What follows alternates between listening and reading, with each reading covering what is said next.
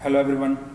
Class 10th triangle के next part में मैं आप सबका एक बार फिर से स्वागत करता हूं। आज हम एक क्वेश्चन लेकर आए हैं जो कि पिछले पार्ट में मैंने कहा था आपसे करने के लिए और आपको एक हिंट भी दिया था। तो ये क्वेश्चन है क्वेश्चन नंबर 10। अब ये मुझे याद नहीं क्वेश्चन नंबर 10 है, बट ये लास्ट क्वेश्चन है एक्सरसाइज 6.2 का।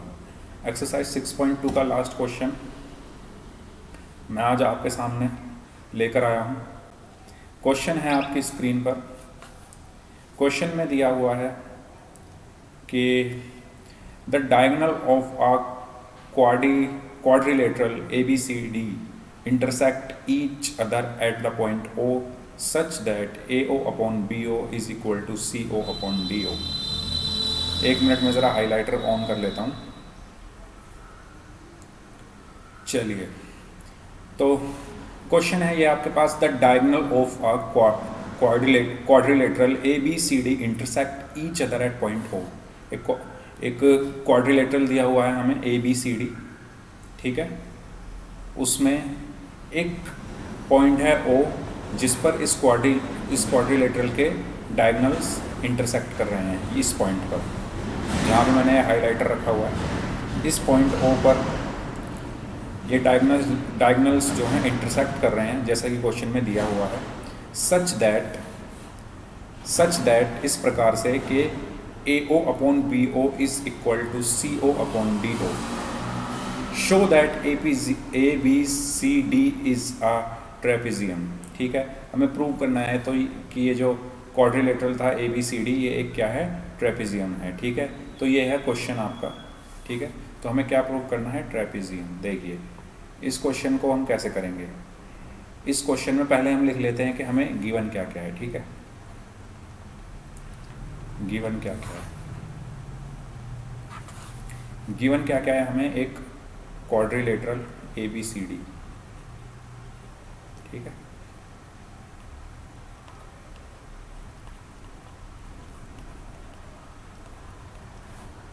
And AO upon BO is equal to CO upon DO where O is a point, ठीक है, O is a point where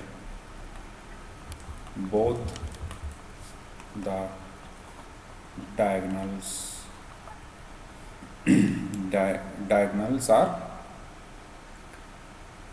क्या लिख रहा हूँ, diagonals are intersecting each other. ठीक है, तो ये आपको ये सब लिखना है ऐसे करके। तो ये हमें क्या है, गिवन है। ठीक है, अब हमें प्रूव क्या करना है, प्रूव क्या करना है हमें कि ABCD इज अ ट्रेपेजियम। ठीक है, ट्रेपेजियम, ये हमें क्या करना है, प्रूव करना है। फाइन, ठीक है। देखिए कुछ कर सकते हैं हम इसमें, क्योंकि ना तो इसमें कोई ऐसी लाइन है जो, ऐसा कोई ट्रायंगल है इसमें जिसमें एक लाइन ऐसी हो जो एक साइड के पैरेलल हो, हमें कुछ इसमें दिख नहीं रहा। ठीक है, तो अब हम क्या करते हैं, अपना कंस्ट्रक्शन स्टार्ट करते हैं। ठीक है, हमें यहाँ पर क्या करनी पड़ेगी, एक कंस्ट्रक्शन करनी पड़ेगी। ठीक है, एक छोटी सी कंस्ट्रक्शन करनी पड़ेगी, और वो कंस्ट्रक्शन क्या होगी, मैं एक लाइन खींचूँगा। ठीक है, यहाँ से ऐसे करके ये मैंने कंस्ट्रक्शन की है, मैंने एक लाइन ड्रॉ की है जिसका मैं नाम रखता हूँ, क्या रखूँ मैं इसका नाम, इसका नाम मैं रख लेता हूँ EF। ठीक है, मैंने क्या कंस्ट्रक्शन की है, मैंने एक लाइन ड्रॉ की है EF। ठीक है, और ये पैरेलल है किसके, मैं मान लेता हूँ ये पैरेलल है किसी भी एक साइड के पैरेलल मान लेते हैं। ठीक है, मैं मान लेता हूँ ये पैरेलल है किसके, AB के। ठीक है, मैंने एक लाइन ड्रॉ की है EF जो कि पैरेलल है AB के। ठीक है, क्या कंस्ट्रक्शन की है, मैंने एक लाइन ड्रॉ की है EF जो कि पैरेलल है AB के। तो मैं ये यहाँ पे लिख लेता हूँ, कंस्ट्रक्शन क्या है,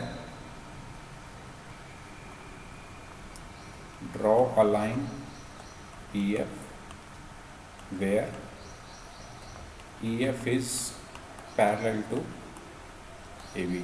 ये मेरी क्या हो गई, ये मेरी क्या हो गई, ये मेरी क्या हो गई, ये मेरी कंस्ट्रक्शन हो गई। ठीक है, दिख रहा होगा फिगर आपको। ठीक है, अब मुझे क्या करना है, प्रूफ करना है। ध्यान से देखिए कैसे करेंगे हम इसका प्रूफ।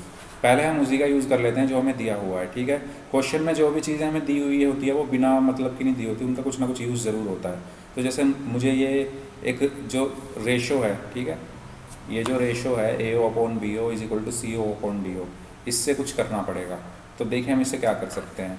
मुझे दिया गया है A O upon B O is equal to C O upon D O. Fine, क्या दिया गया है मुझे दिया गया है A O upon B O is equal to C O upon D O. क्या दिया हुआ है, A O upon B O is equal to C O upon D O. अब हम अपनी फिगर में देखते हैं ये ए ओ बी ओ सी ओ डी ओ आखिर माजरा क्या है इसका। ये देखो ए ओ यहाँ है, बी ओ यहाँ है, सी ओ यहाँ है, डी ओ यहाँ है। तो अगर हम देखें तो ये ऐसे ऐसे करके कुछ शेप बन रही है। ठीक है, ए ओ बी ओ और सी ओ इधर है। तो हम ऐसा नहीं कर सकते इसको ए ओ और सी ओ को एक साथ ले लें तो हमारा कुछ बन जाएगा, क्योंकि प्रोपोर्शनलिटी थ्योरम जब हम लगाते हैं तो उसमें कुछ ऐसा ही आता है कि एक लाइन जो है बीच में पैरेलल ड्रॉ होती है और उसमें फिर ए ओ अपॉन सी ओ ए ई अपॉन मतलब कुछ ऐसा बनता है ए ओ अपॉन सी ओ। तो मैं क्या करता हूँ, इस सी ओ को नीचे ले लेता हूँ ए ओ के और बी ओ को ऊपर ले जाता हूँ। ठीक है, ठीक है, तो मैं क्या कर सकता हूँ, implies that A O upon C O is equal to B O upon D O. ठीक है, मैंने क्या किया है, मैंने बस इंटरचेंज किया है किसको, सी ओ और बी ओ को। ठीक है, सी ओ को मैं यहाँ ले आया हूँ और बी ओ को मैं उधर ले गया हूँ। कर सकता हूँ ना मैं ऐसा। अब हम अपने फिगर में देखें तो हमें कुछ रिलेशन बनता दिखेगा ए ओ अपॉन सी ओ। ठीक है, और क्या है, B O upon D O, मतलब ये सीधी सीधी लाइन जो है बन रही है। अब देखो, अब चलते हैं हम अपने कंस्ट्रक्शन पे। हमने क्या माना है, कंस्ट्रक्शन हमने यहाँ लिखी है, हमने कहा है draw a line E F where E F is equal to A B. अगर ई एफ ए बी के इक्वल है, ठीक है, ये ई एफ इस ए बी के इक्वल है, या ई ओ मैं कहूँ, इसको ई ओ लिख लेते हैं, चलिए ई ओ। ठीक है, ई ओ ए बी के इक्वल है। ठीक है, वैसे अगर ई एफ ए बी के इक्वल होगा तो ई ओ जो है ऑटोमेटिकली क्या हो जाएगा, तो आप कुछ भी लिख सकते हैं। अगर ई एफ पूरा ए बी के पैरेलल है तो ई ओ तो अपने आप ही हो जाएगा क्योंकि सीधी लाइन है। तो अब मैंने ई ओ लिख लिया है। ठीक है, ई ओ क्यों लिखा है, क्योंकि अब मैं क्या लगाने जा रहा हूँ, मैं बी पी टी लगाने जा रहा हूँ कौन से ट्रायंगल में, ए डी बी में। ठीक है, या डी ए बी में, डी ए बी में, D A B, D A B में क्या लगाने जा रहा हूँ, बी पी टी लगाने जा रहा हूँ। तो चलिए लगाते हैं। चलिए, सो यूजिंग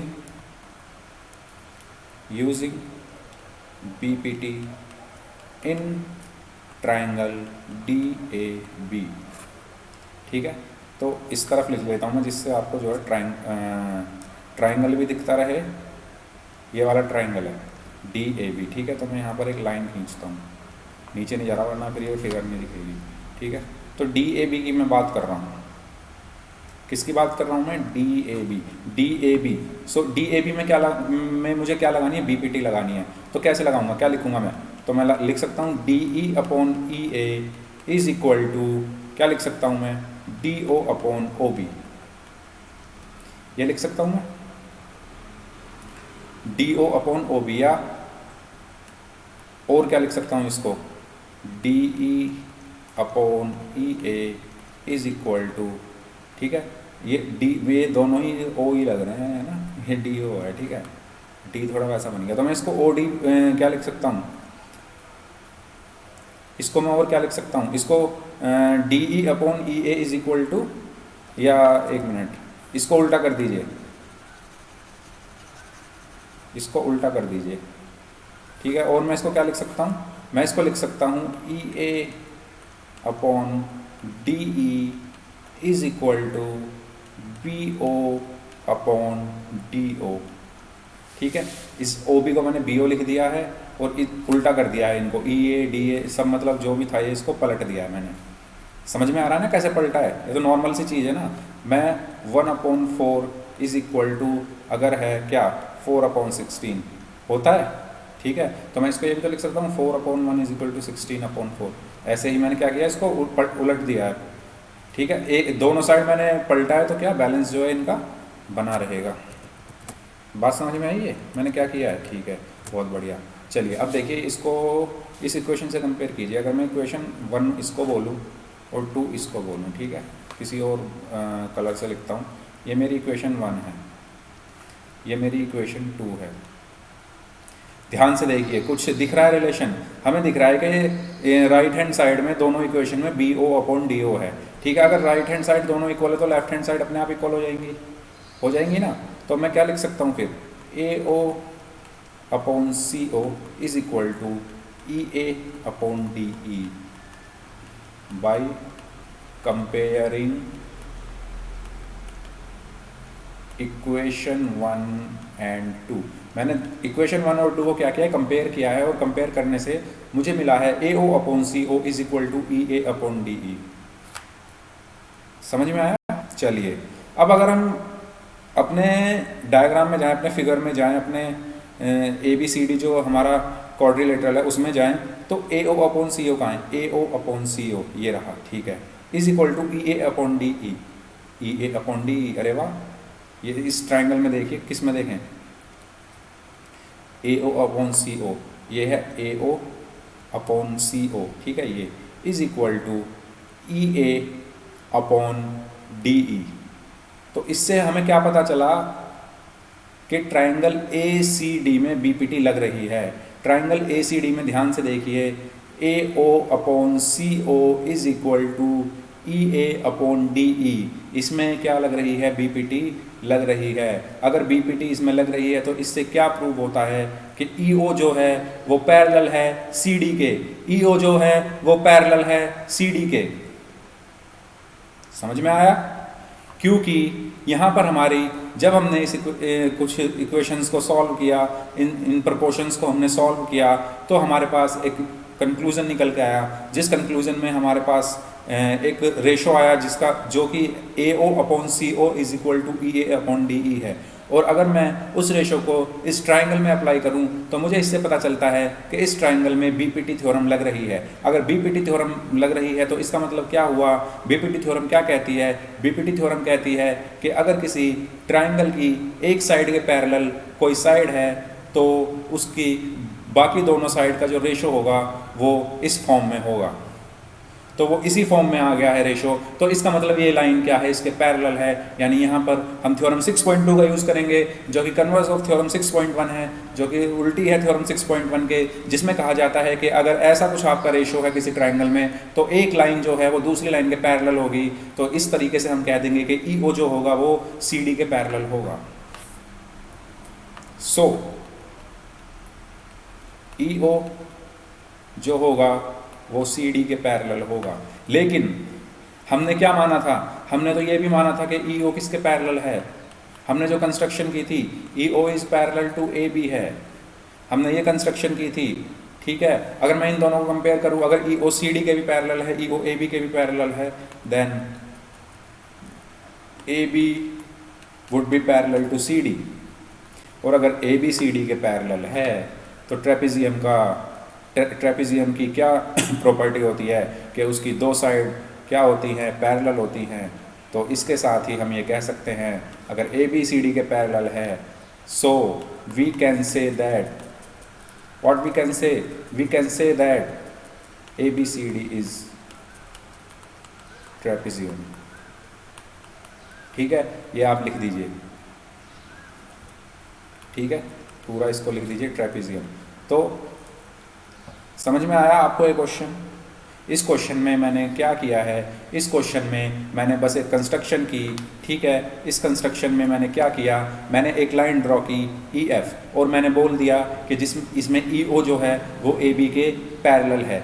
अगर EO AB के पैरेलल है तो मैंने उसमें यूज़ की BPT। अगर BPT यूज़ करने के बाद मेरे पास एक प्रोपोर्शनैलिटी इक्वेशन आई जो कि थी AO/CO नहीं, AO/CO is equal to EA/DE। कौन सी DAB ट्राइंगल में, कहाँ है DAB ट्राइंगल, DAB ट्राइंगल कहाँ है, डीएबी ट्राइंगल कहाँ है, डीएबी ट्राइंगल प्रूफ में, ये देखिए यूजिंग बीपीटी इन डीएबी, फिर मैंने बीपीटी जब लगाई डीएबी में तो मेरे पास ये आया निकल के, इसको मैंने उल्टा करके लिख दिया तो ये आया। फिर जब मैंने जो क्वेश्चन में हमें एक प्रोपोर्शनलिटी क्वेश्चन दी है उससे जब मैंने इसी क्वेश्चन को कंपेयर किया तो मेरे राइट हैंड साइड जो थे बराबर थे, तो इसलिए लेफ्ट हैंड साइड ऑटोमेटिकली बराबर हुए, और जैसे ही मेरे लेफ्ट हैंड साइड ऑटोमेटिकली बराबर हुए तो वो जो प्रोपोर्शन आया था वो बीपीटी को क्या कर रहा था, वेरीफाई कर रहा था, क्योंकि उसमें जब ये प्रोपोर्शन वेरीफाई हो गया तो हम कह सकते हैं कि जो ये एक साइड है जिसका नाम है साइड है जिसका नाम है CD, और एक जो हमने कंस्ट्रक्शन की थी EO, वो आपस में पैरेलल है। लेकिन हमने क्वेश्चन में ये माना था कि EO तो AB के भी पैरेलल है, ये रहा। क्योंकि EO जब AB के भी पैरेलल है और CD के भी पैरेलल है तो हम कंक्लूजन पर पहुँचे कि AB जो है वो CD के पैरेलल होगा। इस तरीके से हमने इस एक्सरसाइज को ख़त्म कर दिया है। इसका एक एक क्वेश्चन मैंने कराया है, हर क्वेश्चन की मैंने वीडियो बनाकर डाली है। अगर आपने नहीं देखी है तो जाके देखिए, ये लास्ट क्वेश्चन था। और आज हम ख़त्म करते हैं एक्सरसाइज 6.2। इसके साथ ही हमारी ट्राइंगल की एक्सरसाइज 6.2 ख़त्म होती है। अब इसके बाद हम ट्राइंगल के नेक्स्ट पार्ट पर आएंगे जहाँ हमको पढ़ना है क्राइटेरिया ऑफ सिमिलैरिटी। क्या क्या क्राइटेरिया होता है सिमिलैरिटी का, जिसमें साइड्स और एंगल को हम कंपेयर करते हैं किसी भी दो ट्राइंगल के, और हम उसकी हेल्प से प्रूव करते हैं कि हमारे जो दो ट्राइंगल हैं वो आपस में सिमिलर हैं या नहीं। नेक्स्ट वीडियो जल्द आएगी और उस पर मैं उसकी जो एक्सरसाइज है 6.3 वो बहुत अच्छी एक्सरसाइज है। उसका हर क्वेश्चन अपने में अलग है, उसका हर क्वेश्चन इंपॉर्टेंट है, तो हम सारे क्वेश्चन करेंगे उस एक्सरसाइज के। सबसे पहले हम समझेंगे कि क्या क्या बेसिक्स हैं, सिमिलैरिटी का क्राइटेरिया क्या क्या है, कैसे हम दो ट्रायंगल्स को सिमिलर प्रूव करते हैं, तो ये सब हम समझेंगे उस एक्सरसाइज में। तब तक के लिए थैंक यू सो मच। अगर वीडियो अच्छी लगी हो तो वीडियो को शेयर कर दीजिएगा, लाइक कर दीजिएगा, चैनल को सब्सक्राइब कर दीजिएगा। ये वीडियो मैंने स्पेशली बस इस एक क्वेश्चन के लिए बनाई, क्योंकि ये क्वेश्चन रह गया था, मुझे लगा कि ये क्वेश्चन भी मुझे डाल देना चाहिए क्योंकि बहुत अच्छा क्वेश्चन है ये भी। और इससे पहले वाला जो क्वेश्चन था जो कि इस क्वेश्चन का रिवर्स था, जिसमें हमें ट्रेपेजियम दिया हुआ था और हमें क्या एक ट्रेपेजियम दिया हुआ था, इसका जस्ट रिवर्स, और हमें प्रूव करना था, क्या प्रूव करना था, शायद यही प्रूव करना था हमें। ठीक है, तो वो क्वेश्चन भी काफ़ी इंपॉर्टेंट है। तो इस एक्सरसाइज के भी सारे क्वेश्चन इंपॉर्टेंट है। नेक्स्ट एक्सरसाइज के तो बहुत ही ज़्यादा इंपॉर्टेंट है, क्योंकि उसमें हमें प्रूव करना होगा, कुछ हमें सिचुएशंस दी होगी, उस सिचुएशंस को लेकर हमें प्रूव करना होगा कि हमारे जो ट्रायंगल्स हैं वो सिमिलर है या नहीं, जो कि हम नेक्स्ट वीडियो में पढ़ेंगे। तब तक के लिए थैंक यू सो मच। अगर आपको वीडियो अच्छी लगी हो तो वीडियो को लाइक कर दीजिएगा, शेयर कर दीजिएगा और चैनल को सब्सक्राइब कर दीजिएगा। अपना ध्यान रखिएगा। Thank you so much. Take care, have a nice day.